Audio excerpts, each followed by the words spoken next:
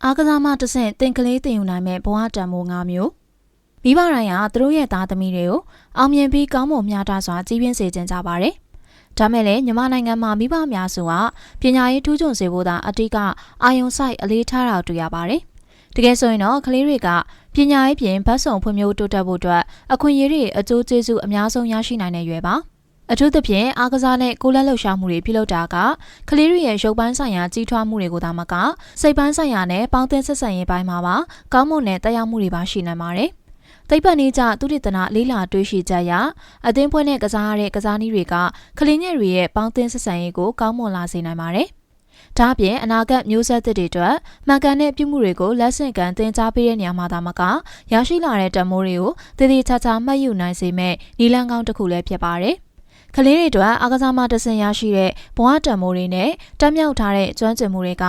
အကျဉ်းစာရိတ္တကိုတည်ဆောက်တဲ့နေရာမှာကောင်းမွန်တဲ့အလားအလာတွေဖန်တီးပေးနိုင်မယ်လို့ Nestor Milo ကယုံကြည်ပါတယ်။ဒါကြောင့်ကျန်းမာသွန်လက်တဲ့မျိုးဆက်သစ်တွေဖြစ်လာစေဖို့မြန်မာနိုင်ငံကမ္ဘာတွင်းမှာဘောလုံးသင်တန်းတွေကိုစီစဉ်ကျင်းပနေရပဲဖြစ်ပါတယ်။အားကစားမအသင်ကလေးကိုသင်ကြားပေးနိုင်တဲ့ဘဝတံမိုး၅မျိုးကိုဆက်လက်ပြီးတော့ပြောပြပေးပါမယ်။နံပါတ်1ကိုနှိမ်ချခြင်းအောင်မြင်မှုမှာအသွားပြန်ရှိတဲ့အတွက်ကြောင့်အားကစားသမားတွေအနေနဲ့တက္ကနာတာအောင်မြင်မှုကိုအာရုံစိုက်နေမယ်ဆိုကိုယ်တိုင်ဒီဇိုင်းမတ်နဲ့ကစားပွဲတိုင်းမှာအမြင့်ဆုံးစံချိန်ရရှိအောင်ကူညီပေးနေတဲ့တံမိုးအစစ်မှန်တွေရရှိအောင်အမြဲထိမ့်သိမ်းလေ့ကျင့်နေရမှာပဲဖြစ်ပါတယ်။အားကစားကနေအားကစားကွင်းထဲမှာကစားပေါ်တွေနဲ့ပြန်မတ်တွေရဲ့လေးစားမှုကိုရရှိနိုင်မှုကိုအမြဲနှိမ့်ချနေရမယ်ဆိုတာကိုကလေးတွေကိုသင်ကြားပေးပါတယ်။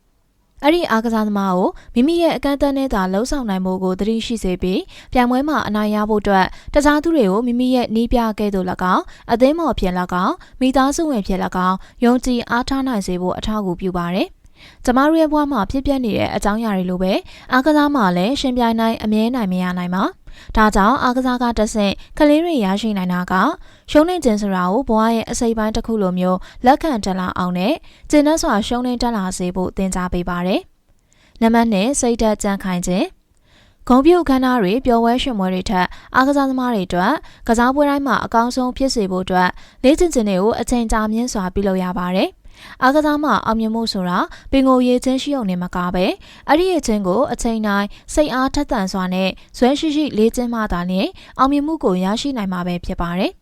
သင်ကလေးအတွက်အိမ်မှုကိစ္စတွေကုညီလုပ်ကင်ပေးတာတို့အဖိုးဖွားတွေကိုစောင့်ရှောက်ပေးတာဒါမှမဟုတ်ကျောင်းအိမ်စာလုပ်တာတို့မှပဲဖြစ်စေဘလို့မျိုးလုံလာရှိစူးစမ်းလှုပ်ဆောင်ရမလဲဆိုတာကိုသင်ယူဖို့ရနီလန်းကောင်းနေတဲ့မှာအားကစားပြုလုပ်တာလည်းတစ်ခုပါဝင်ဖြစ်ပါတယ်။အားကစားကနေလည်းစိန်ခေါ်မှုတွေကြာရှုံးမှုတွေကိုဘယ်လိုမျိုးကျော်လွှားမယ်ဆိုတာကိုရိုးရှင်းစွာနဲ့သင်ယူနိုင်ပါတယ်။နံပါတ်3တတိရှိခြင်းအားကစားပြုလုပ်ခြင်းကကလေးငယ်တွေကိုမိမိကိုယ်ကိုတန်ဖိုးထားရလာစေဖို့နဲ့တတိရှိလာစေဖို့လည်းကူညီပေးပါတယ်။သူတို့ရဲ့ကြိုးပမ်းအားထုတ်မှုနဲ့တိုးတက်လာမှုတို့ကိုပြသဖို့အတွက်ကလေးငယ်တွေကိုစုချင်းမြင့်ုံသာမကသူတို့ကောင်းကောင်းလုပ်နိုင်တဲ့ဆိုတာကိုချီးကျူးပြောဆိုပြီးအားပေးခြင်းကကလေးတယောက်ရဲ့ကိုယုံကြည်မှုကိုမြင့်တင်ပေးနိုင်တဲ့အကောင်းဆုံးနည်းလမ်းတစ်ခုလည်းဖြစ်ပါတယ်။ကိုယုံကြည်မှုကိုလည်းမြင့်တင်ပေးပါတယ်။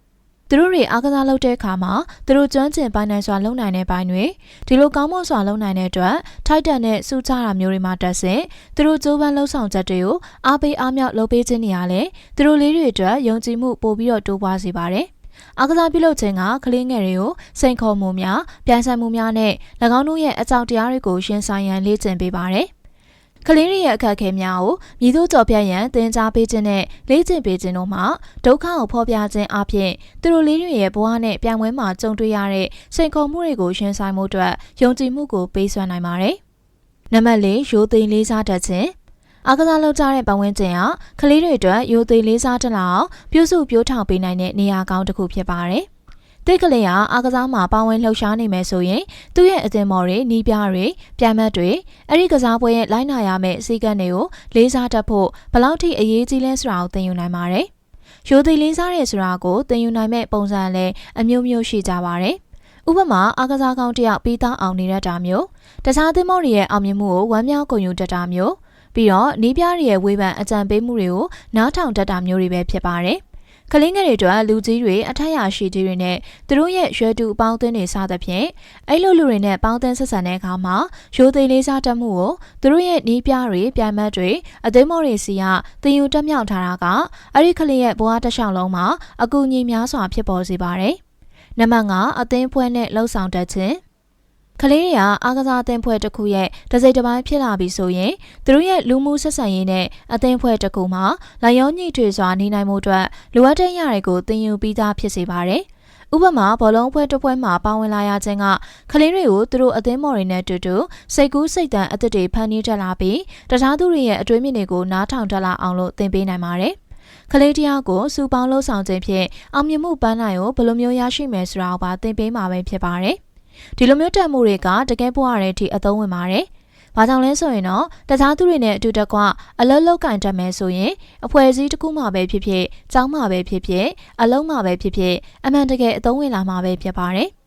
လူတွေကပေါင်းသင်းဆက်ဆံမှုကိုပြုတဲ့တရားဝါတွေဖြစ်တဲ့အတွက်ကြောင့်ကျမတို့အိမ်မက်တွေအမှန်တကယ်ဖြစ်မြောက်လာအောင်လို့ကိုတွန်းအားပေးသလိုကျမတို့ရဲ့အသင်းကျမတို့ရဲ့အဖွဲ့အစည်းစသဖြင့်တွန်းအားပေးလုပ်ကင်ကြတဲ့အခါမှာအောင်မြင်မှုတွေကိုရရှိလာနိုင်မှာပဲဖြစ်ပါတယ်။ဟုတ်ကဲ့ပါရှင်အခုလိုဗီဒီယိုလေးတွေကိုပတ်စံနေစဉ်တင်ဆက်ပေးနေမှာဖြစ်လို့ကျမတို့ရဲ့ Mental Power Page တွေကိုလည်း Like and Follow လုပ်ထားနိုင်ပါတယ်ရှင်အားလုံးကျေးဇူးများတင်ပါတယ်ရှင်